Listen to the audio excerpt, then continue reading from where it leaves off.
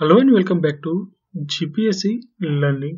विद्यार्थी मित्रों, आज આપણે આ વિડિયો લેક્ચરમાં આઈસ મેજિક વીક 51 એટલે કે તારીખ 13/12/2020 થી 19/12/2020 સુધીના કરંટ અફેરને એમસીક્યુ ના ફોર્મમાં જોઈશું। So without a further due, let's start the video. સર્વપ્રથમ ક્વેશ્ચનની વાત કરવામાં આવે તો કોઈ લવર બ્રિજનું निर्माण तायतरमा कई नदी पर करवामां आव्युं छे? तो विकल्प डी सोन नदी पर। आगळ छे सोन नदी पर कोइलवर ब्रिजનું निर्माण क्या राज्यमां करवामां आवेल छे? तो विकल्प सी आवशे बिहार राज्यमां। कोइलवर ब्रिज अन्य क्या नामे ओळखाय छे? तो विकल्प प्रथम अब्दुल बारी ब्रिज।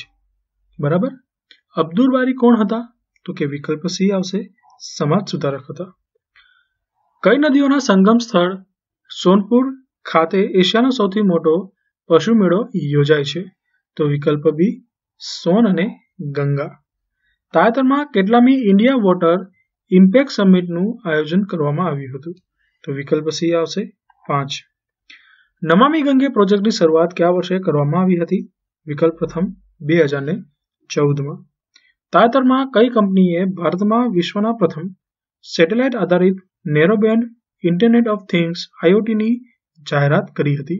તો વિકલ્પ ડી આવશે BSNL।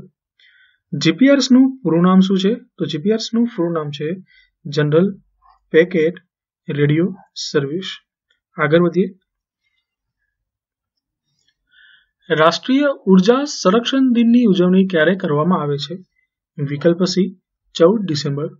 ભારતમાં ઉર્જા સંરક્ષણ અધિનિયમ ઉર્જા कार्यक्षमता ब्यूरो BEE द्वारा क्या वर्ष में लागू करवामां आव्युं हतुं? तो विकल्प बी वर्ष 2001 में। सस्टेनेबल माउंटेन डेवलपमेंट समिटनी 9મી आवृत्तिનું आयोजन तायतरमा भारतना क्या करवामां आव्युं हतुं? तो भारतमां विकल्प डी देहरादून खाते सस्टेनेबल माउंटेन डेवलपमेंट समिटनी 9મી आवृत्तिનું आयोजन करवामां आव्युं हतुं। आगळ छे तायतरमा नेशनल सेंटर फॉर दिव्यांग एम्पावरमेंट એટલે કે NCDE ની સ્થાપના કોના દ્વારા કરવામાં આવી હતી? તો વિકલ્પ બી CRPF।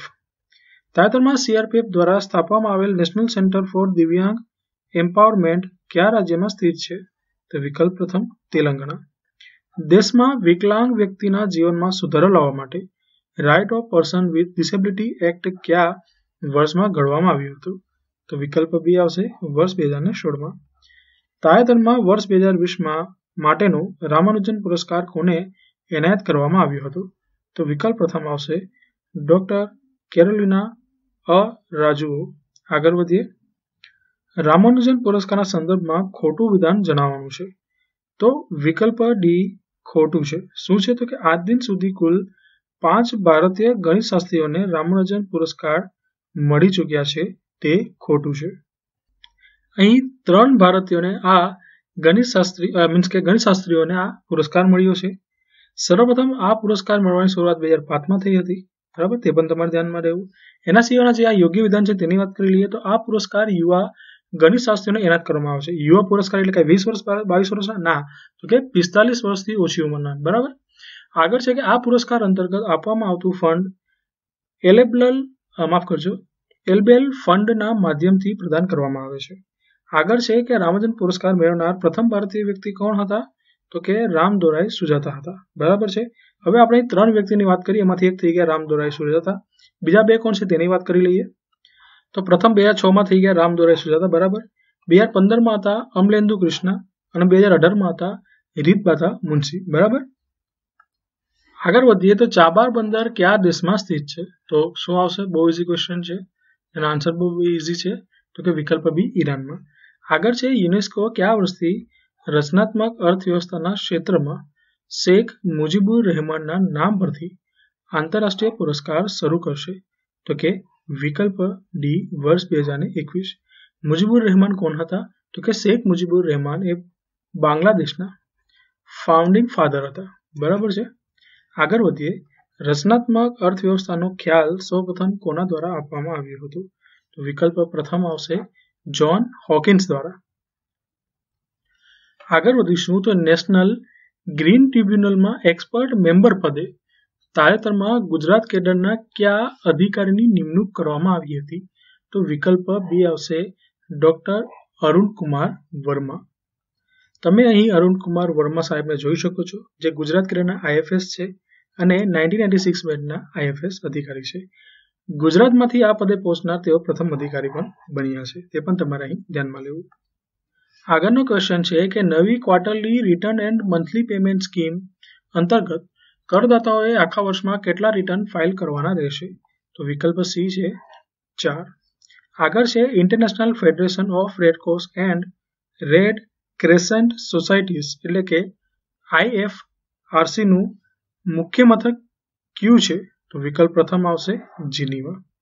કેવી કામન સમિતિમાં કુલ કેટલા સભ્યોનો સમાવેશ કરવામાં આવ્યો હતો? તો વિકલ્પ પ્રથમ આવશે 5.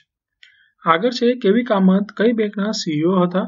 તો વિકલ્પ સી આવશે ICICI ના.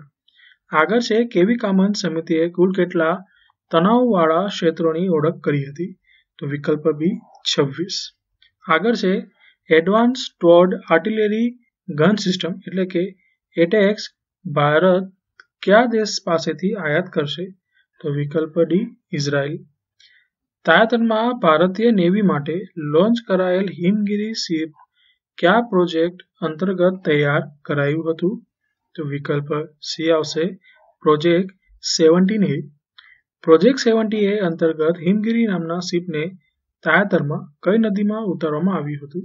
તો વિકલ્પ બી આવશે હુગલી. નીચેના પૈકી ખોટું વિધાન જણાવવાનું છે.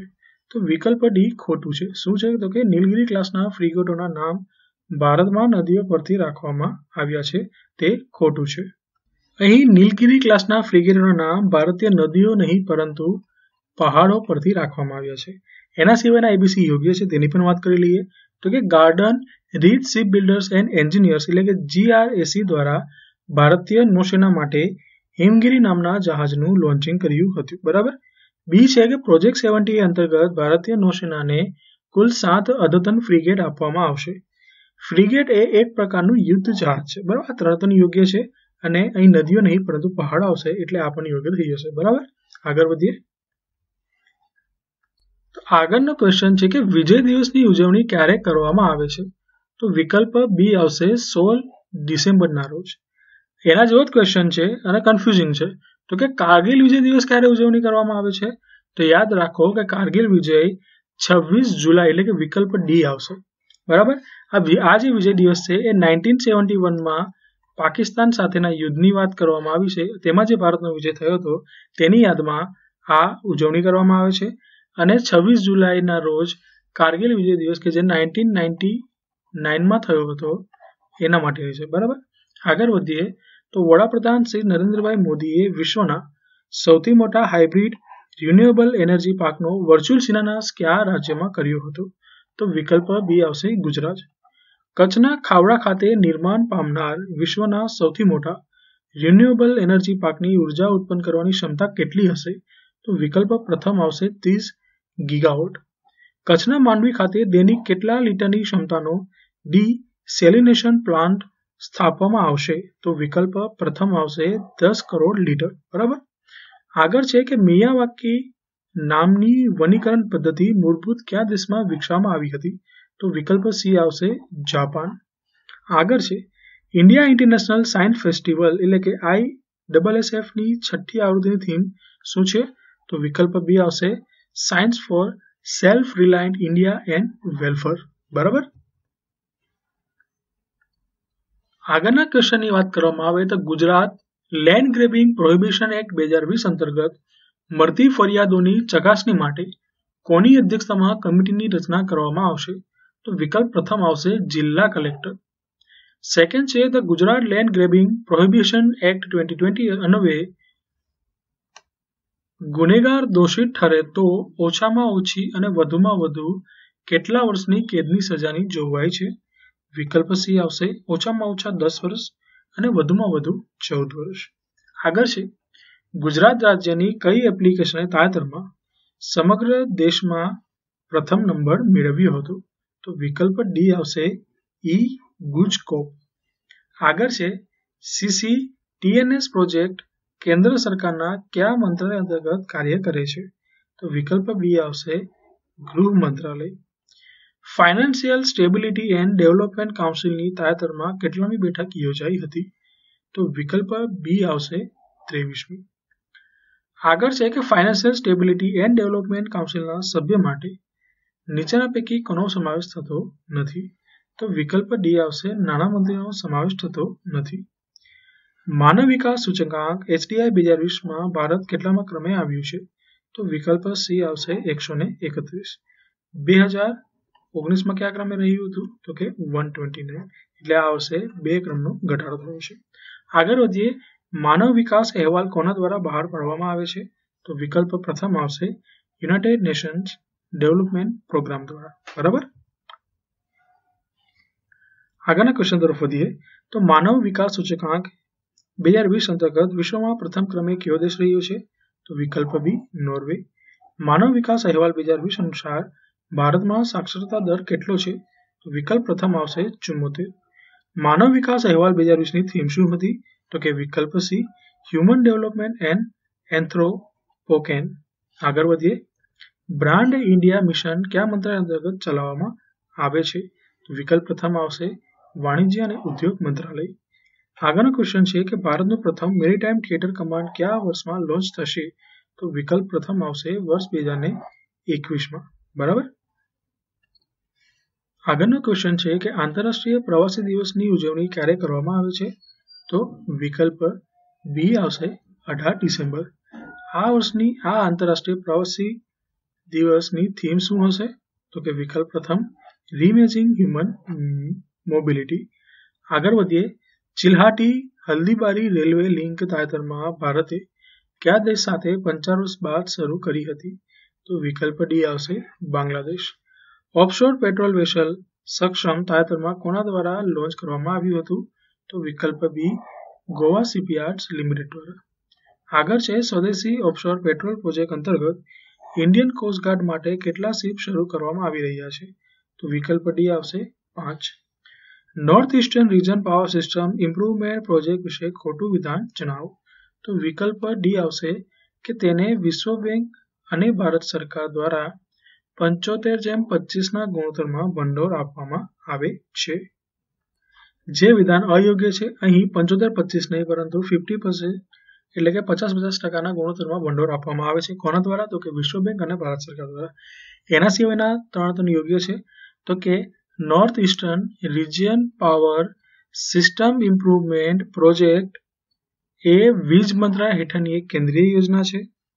NERPSIP વર્ષ 2014માં શરૂ કરવામાં આવી હતી, તે પણ યોગ્ય છે.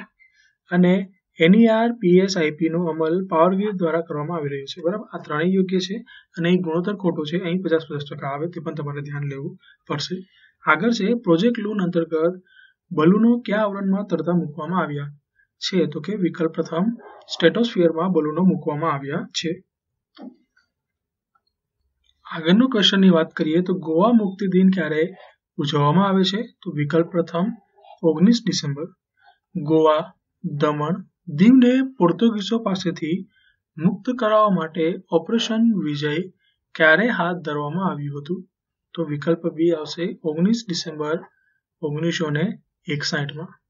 વર્ષ 2020માં FIFA player of the year કોણ બન્યું?